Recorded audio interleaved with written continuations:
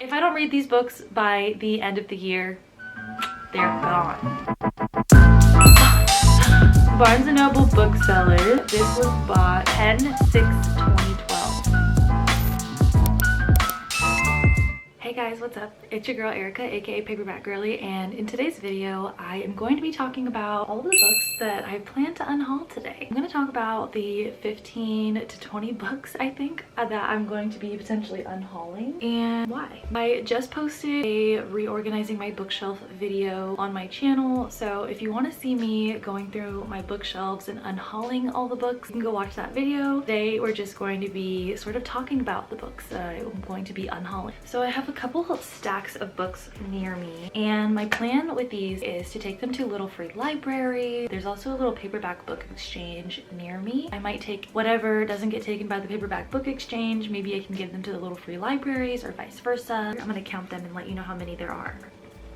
I have 21 books that I'm going to be unhauling, and I kind of want to think of this as like a spring cleaning my bookshelves. We're settling into the month of March finally, and March is the month that kind of transitions winter and spring, and so this is also going to be that transition for me in my bookshelves. We're going to be transitioning some of these books off of my shelves into other people's shelves. The first book is Desperate Measures by Katie Robert. I love fantasy retellings, but I think whenever I read this book, I just wasn't in the headspace for heavy smut, and this is just like straight heavy smut. I think this is about like Jasmine and Jafar. I just don't think this is the book for me, and I just think it's time for me to unhaul it. Next is Nile. This is a book that I've had for years, and I may not unhaul it. I have a weird, I just got some dust in my eye because it's so old. I have a weird thing with things from my childhood that I just like to keep them, and it would be nice to have this on my book, like, oh, this is one of the first books I've ever read. But will I ever reread this again? Probably not. I probably will not reread this again. It's like a modern day Lord of the Flies, I want to say.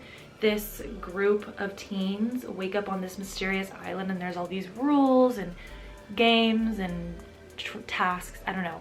I don't really remember it. It's been years since I've read it, but I do remember liking it a lot. Next, another book from my childhood is This Is Not a Test. This is like a zombie apocalypse story. We're following this girl who is in this zombie apocalypse, and we're just following how she's navigating it without family and like coming across different people.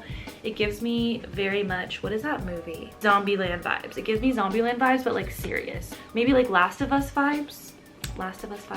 Then I have an older copy of The Evolution of Mara Dyer. I have since bought another copy of this. I thought I had lost it, and then I came across it in my garage, and I just think that I don't need two copies. I have another copy right here, if you can see over here. So I just think that it's good for me to unhaul it, let somebody else have it.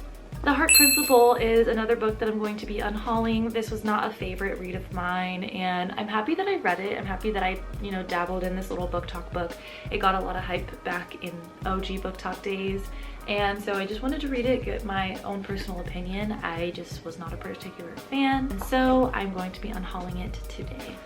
The Seep by Chana Porter is a book that I have not finished, and I picked it up at the store because it's a shorter read and it gave me like spooky vibes. It takes place during like an alien invasion, and it follows this female couple, Trina and Diva, and they live in this modern day town. Like, I think they live in New York City or somewhere in a city, and there's this alien invasion that is a kind of subtle alien invasion. The aliens sort of take hold of the humans by this drink. I forget exactly what it's called. I think it's called the Seep, but they basically drink it, and then the aliens like overtake their mind, but it's just like this euphoric, pleasurable experience for them, and they're able to also tap into the aliens' powers. I don't know, it's really interesting, but I never finished it, and I just don't know if I will. I think that this would be a good book to read like around the Halloween time, like autumn vibe. I may reconsider on this one, but this is The Seep by Chana Porter. Loving Kara or Kara by Kristen Proby is a book that I got from a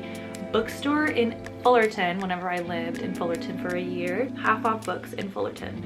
And it was this really cool bookstore. My coach at the time took us all to the bookstore to go check out books. And this is the book that I picked up. I am a romance. I gravitate towards a lot of romance, and at that time I wasn't really reading a lot. I do think I appreciated the writing, but I just don't think that I'm going to read it. I don't think I'm going to finish it. Second Star is like a contemporary fantasy retelling of this like teenage girl, and it's almost like a Peter Pan retelling, I want to say. It says, here's the story of Peter Pan recast as a love triangle set in the endless summer of the modern day California coast. Second Star is a haunting adventure about love, lost and lies, infused with magic and darkness, longing and redemption. When 17-year-old Wendy sets out to find her missing brothers, her journey leads her to a mysterious cove inhabited by a tribe of renegade surfers. Wendy is instantly drawn to their charismatic leader, Pete, but her search also points her towards Pete's nemesis, the drug-dealing Jazz. Enigmatic, dangerous, and handsome Jazz pulls Wendy in even as she's falling hard for Pete.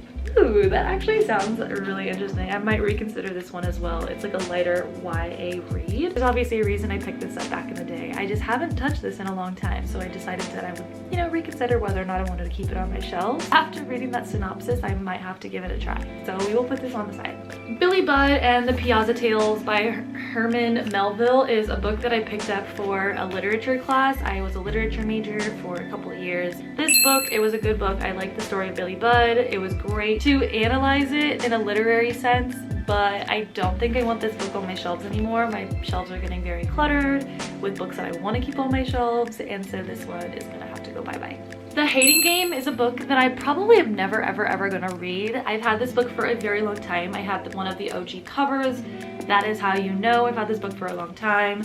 I am probably never ever going to read this book. Maybe I'll do an audiobook and give it a try, but I've heard such terrible things about this book, and I'd rather just leave this in the past. I'd rather not do myself the disservice. It looks like a long book as well, so I'm going to be unhauling it today. If the Shoe Fits by Julie Murphy is a book that I wanted to give a try. I think I bought this off Amazon, but I just haven't picked it up. And I don't think I see myself picking it up anytime soon. I've heard really great things about it, and it has great reviews on Goodreads, but I think I'd rather just wait for the audiobook or the digital book format on Libby than just having a physical copy. Lux by Anna Godberson. The Lux by Anna Godberson is a book that I've had for a very long time. I've had this since I was maybe about 13, 14. Oh, there's a receipt in here. Let's see what the date says. Barnes & Noble Booksellers. Okay, this was bought 10/6/2012. That is crazy. Maybe I'll keep this for the nostalgia. The fact that it has a receipt in here from 2012, that's crazy. I think I'm gonna keep that just for the nostalgia. Just because. The Metamorphosis by Mary Zimmerman is something I also had to read for a literature class. I took like a film, I took a mythologies course. Just talked about the different types of plays, the different mythology legends and stories, and this is something that we had to buy. I'm not going to pick this up ever again, so I'm going to unhaul it. Then I have this like stack of books that it's like, I'm not sure if I want to unhaul them. I think I should read them before I unhaul them, and if I don't read them by the end of the year, then they're going bye-bye. They are going to a paperback book exchange, they are going to a Goodwill, they are going to a little free library. If I don't read these books by the end of the year, they're gone. First one is Dead Girls by Nikisa Afia. Dead Girls. I picked this up at Barnes because the cover is absolutely stunning, and I was intrigued by it being a Harlem Renaissance mystery. I have not given this book a try. It's been sitting on my shelves, and I think I pulled it out because I just wanted to be able to see it, remember it, say, hey, you have this book, don't forget about it. And so if I don't read this book by the end of 2023, it's getting unhauled. But I do want to get to this book. It seems very interesting, and it did have decent reviews on Goodreads, so we'll see about that. This book I'm not sure about. I have an extra copy of Fuel the Fire. I don't know where in the mix I bought, like, I have like 2 copies of Addicted After All. I have 2 copies of Fuel the Fire. Like, I'm just spending money that I don't even know where it's going. I don't know what to do with this, so I just have it pulled off to the side. I might resell it, I might give it to a friend, I don't know. But Far From You by Tess Sharp is a book that I've had for a very long time. It's very beat up, it's very bruised, poor little thing. Okay, this is a book that I read in high school. I really liked it. It's a YA thriller about, she has this friend that died. The town thinks that she has something to do with it. She also has a drug problem, so she's kind of unreliable. And there's like this mystery of trying to figure out why this girl died a couple of years back. And so we follow this girl as she tries to figure it out. I hope I was explaining that correctly, but this is Far From You, and it's just, I'm probably not gonna read this ever again. It was a good book while it lasted, and I think it's time to give someone else a shot. Nearly Gone is a series duology, and I remember this being a good book, and I want to reread it. It's about this girl who lives in like this trailer park, and there's this like serial killer in her town, and somehow she becomes involved in it. And I remember just being really hooked on this book, and I never got to the second book. These books are so dusty, and so I'm breathing in nothing but dust. I did want to reread this and see if this book still hit the same. The Blind Assassin by Margaret Atwood is a book that sounds very, very intriguing. I picked it up because it just had a really interesting premise. But this font is like -0.5, and this book is, let's see how long, over 500 pages. And so I don't know, there's just something that hasn't been drawing me towards this book. As I flip through it, I could tell that there's different writing devices, which is nice. Like, for example, they have like article headlines, or they have little things. And this is about, it says it's a gothic suspense romance science fiction, which sounds like a lot. That sounds absolutely crazy. And I've never read a Margaret Atwood book. The Honeymooners is a book that I've tried to give a try, okay, in the past, and I just never finished. I've heard such polarizing reviews about this book. I'm considering giving this to one of my friends. They want to read this book really bad, and I feel like they would appreciate it a lot more. But I told myself I wanted to read it. I told myself that I wanted to have my own opinion about it. And the first couple chapters, I think I made it, let's see, I made it to chapter 6. The first couple chapters weren't terrible, but I'm not sure if I immediately connected to it whenever I read it, which is why I didn't finish it, but we will see. Beach Read is another book. If I don't read it, I delete it, because I think this is a book that I just hear people really, really love, and I would really like to. I have not read an Emily Henry book yet. I have Book Lovers on my TBR. I have this book on my TBR. Have not gravitated towards it, and I think I'm saving this particular one for summer. This book is Red, White, and Royal Blue. This book, it still has the receipt in it. Can I return it? Nope, it is too late. It is 1 year too late. I've had this book on my shelves for a very, very, very, very, very long time, and I've heard such good and bad things about it. I've heard good things about it, but the booktubers I respect and appreciate their opinions don't really like this book and have rated it low, and I just don't. I think I just bought it because of the hype. I think I just bought it because book talk, and I don't think I will pick up this book. So I'm actually going to be giving this one to a little free library. Let's get all these books together because they're a ton of books.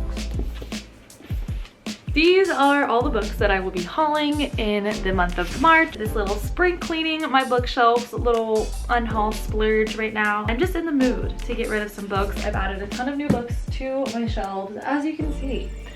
I just have books sitting out of my shelves because I'm not ready to reorganize them into the shelves. With that being said, I appreciate you for watching this video. I hope that it inspires you to maybe do some unhauling yourself. It's always fun. Like, it's hard to let go of things that you own, and I'm sure maybe there's like a reason why you continue to own them, at least for me. Maybe I'm just talking for myself, but I feel like letting go of things just opens space to create new things or welcome new things into your life. I just think that it's that time of the month, it's that time of the year to do some spring cleaning. Thank you so much for watching. I will see you guys in my next video, and I hope you enjoyed this one.